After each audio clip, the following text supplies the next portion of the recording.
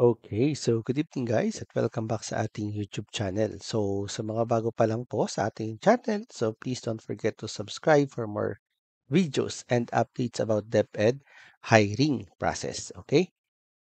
So sa video pong ito, ang i-discuss po natin ay yung tinatawag natin na KRA. No? What are the 4 KRAs of Administrative Officer? Kapag sinabi po natin KRA, so ito po yung Key Results Area kung saan nakafocus ang trabaho ng isang Administrative Officer. Eto, sa karaniwan po, ang tinatawag po ito lalo sa private school, ang tawag po dito ay ah, duties and responsibilities. Pero pag kayo po ay nasa DepEd na, so magiging familiar na po kayo, ang tawag po dito ay CRA, ano? CRA 1, 2, 3, 4, okay?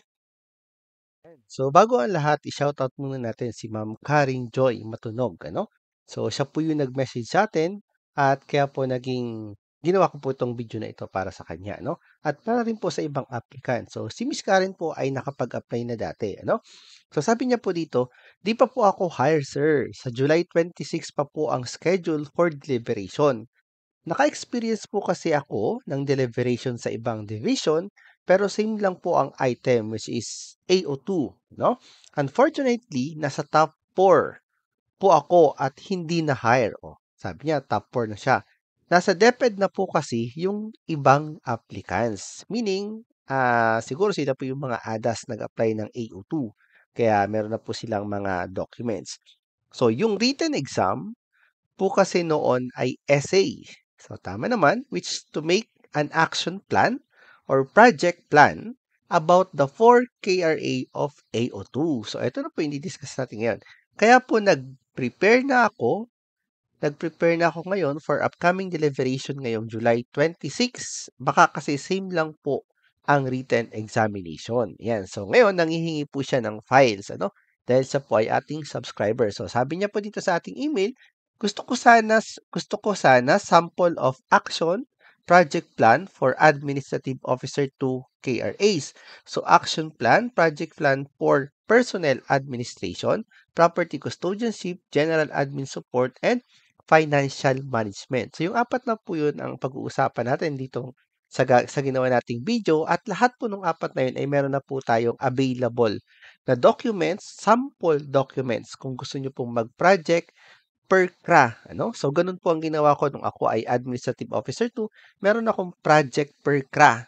And after ng project ko per CRA, nag-create pa ako ng another project which is yung para naman sa plus factor. Ano po, yun yung pag wala po kasi yung trabaho nyo, pag na-assign po kayo o binigyan po kayo ng assignment, pero hindi po siya under ng CRA, ibig sabihin hindi po natin siya duty. So, pwede nyo po siyang ipasok sa plus factor para po maging 5. No, ma-rates nyo po yung outstanding IPCRF, ano, yung ating performance every year. So, depende po kung kayo po ay nasa school, so pwede pong calendar year, school year.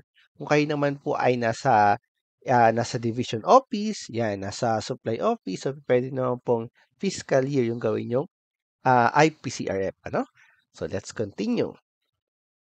Yan. So, sabi ni Miss Karen during her application in the Department of Education as AO2, so pinagawa po sila sa written exam ng action plan, no? Or action proposal or innovative, ano? Innovative project ang tawag doon. So, dito po, mapapansin nyo po dito sa ating mga picture, no? Pansinin nyo po yung picture ko. So, dito po sa baba, sa left side, so meron po tayong CRA 1, CRA 2, CRA 3, and CRA 4. So, yung CRA 1 po natin ay Personnel Administration. So, sir, ano ba yung napapaloob sa Personnel Administration? So, unang-una, recruitment and selection. So, kapag meron pong hiring sa inyong division, hiring. So, any position po yan. So, kayo po ay magiging secretariat. Ano? Kaya po yung ating channel ay Mr. Secretariat kasi palagi po tayong secretariat during the recruitment and selection process sa DepEd. So, promotion and deployment. Number 2, upgrade VLSL. Ano po? Yung ating vacation leave at sick leave para po sa teaching at saka yung leave credits para naman po sa mga teaching personnel. We also have processes or processing of benefits katulad ng maternity, double pay benefits, step increment, loyalty, salary differential, etc. So, napakarami po niyan. And lastly, you have to develop innovative strategies. So yan. So, mapapansin nyo sa CRA1, nagre-require na ng innovative strategy. So, dapat po makapag-develop tayo ng project proposal or action plan, no? Yung sinabi ni Miss Karen kanina.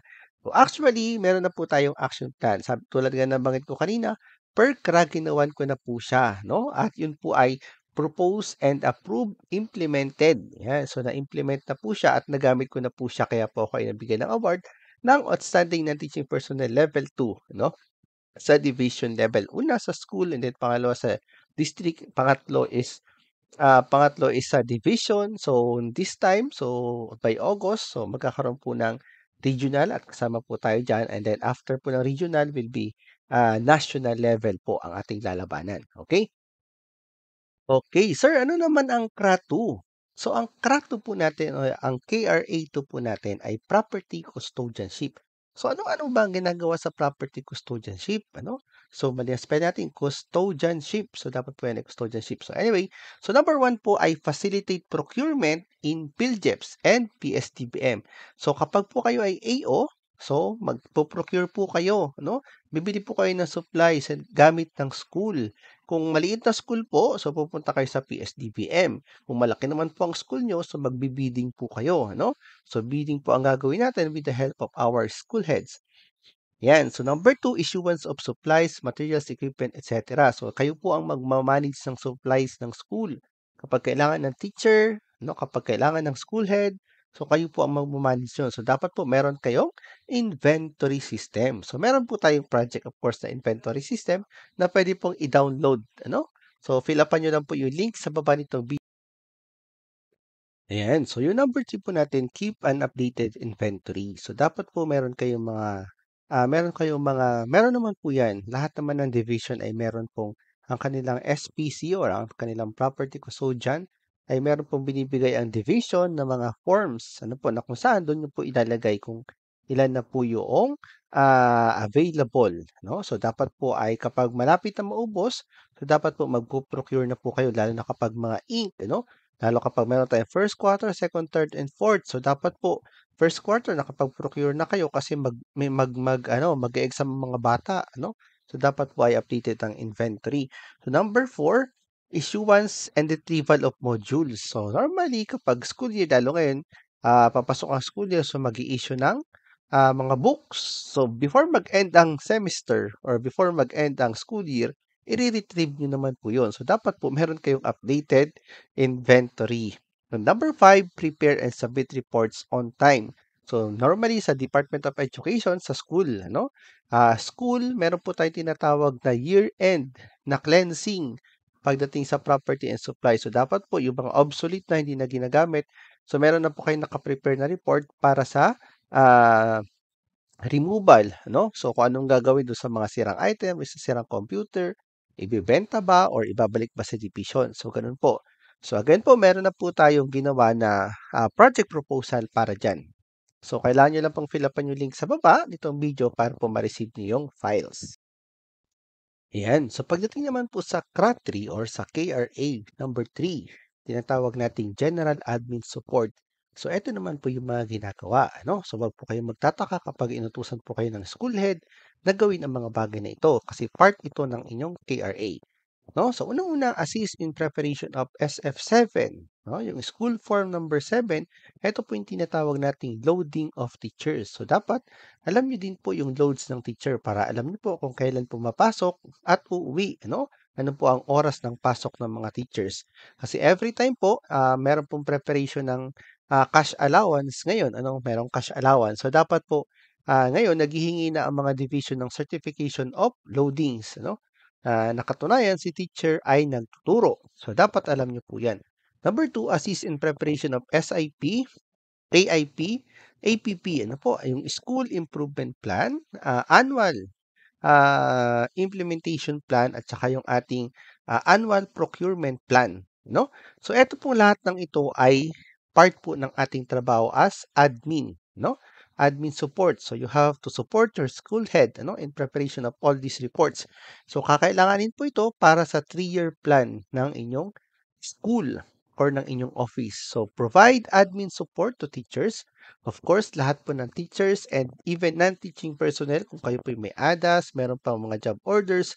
So, lahat po yun ay ipoprovide nyo ng service. So, normally, pwede po kayo mag-provide ng technical assistance. So, i-assist nyo po sila, bigyan nyo po sila ng proper trainings. Even yung mga teachers natin, bigyan po natin ng trainings pagdating sa promotion.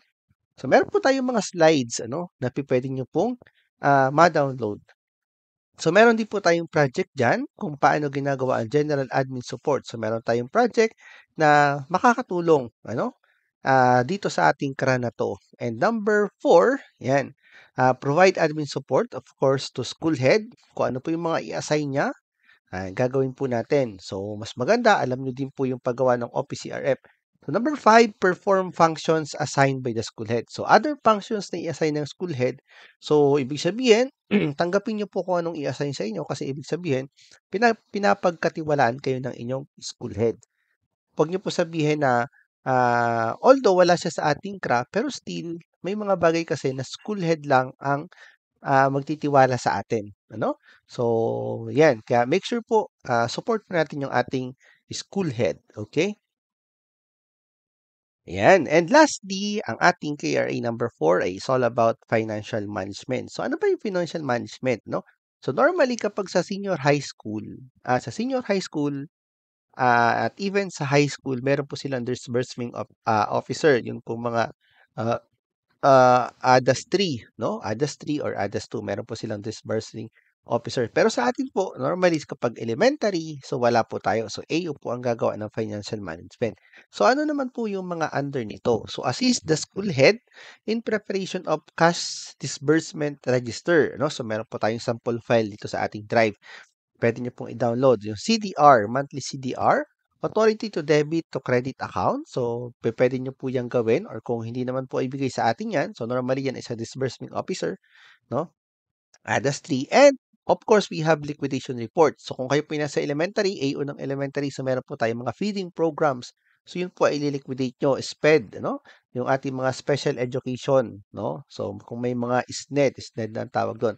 Ano pa ba? SEF ng munisipyo. Yan. So, pwede po tayo ma-assign para mag-liquidate ng mga bagay na yan. So, meron din po tayo diyang sample ng financial report, nandito po sa ating drive. So, fill up nyo lang po yung link sa baba para po makuha nyo yung sample. Again, these are sample files only, pero pwede nyo nang gamitin sa inyo. No? Pero syempre, kung iba yung format ng division nyo, yun po yung gagamitin nyo. So, titingnan nyo lang po kung paano ko siya ginawa. And then, i-apply nyo po dun sa inyo, no? Baka naman pati yung gawa ko ay isubmit nyo. So, Mr. Secretariat ang nakalagay po dyan, no? Facilitate submission of financial reports. So, kayo po ang magsasubmit niyan. So, sa amin, sa DepEd, sa amin, sa division namin, every 20, no?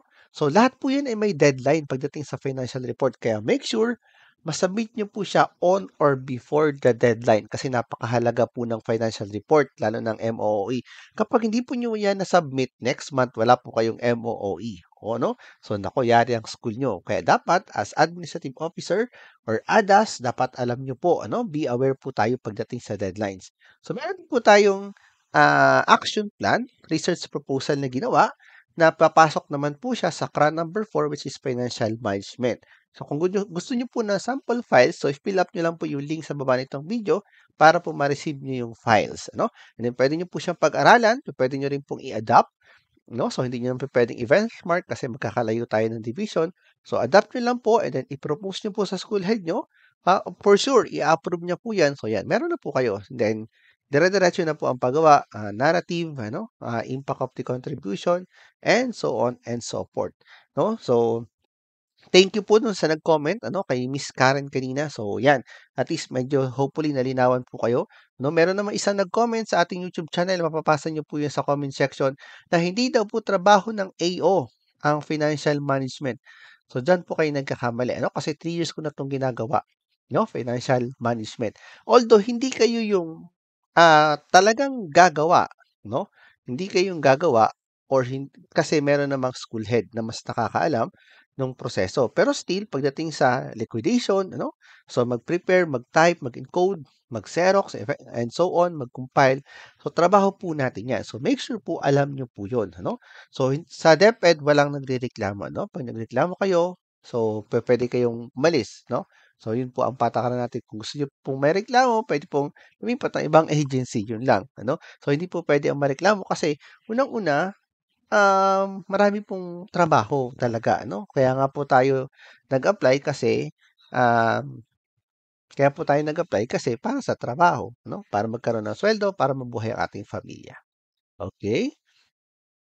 Ayan, at para sa mga bagong applicant, hopefully ay naintindihan niyo po yung ating 4 KRAs ng isang AO. So kapag wala po dyan, so yun po ay papasok sa plus factor at hindi po tayo pwedeng tumanggi. Ano po?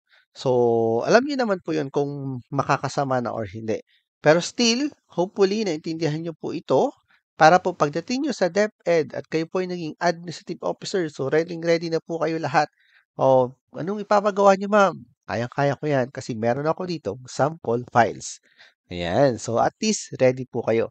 So, Ma'am Karen, so eto na po ang inyong requested files. So, puwede niyo na pong i-fill up yung link sa baba at para po ma-download yung ating mga, sample documents. Again, these are sample documents na hopefully ay makatulong po sa inyo sa pag-apply at kapag kayo po ay AO na, 'yan, makakatulong pa rin po 'yan sa inyo lalo na kapag kayo ay AO na para mabigyan po kayo ng awards and recognition, 'no, sa DepEd. So, good luck and please subscribe.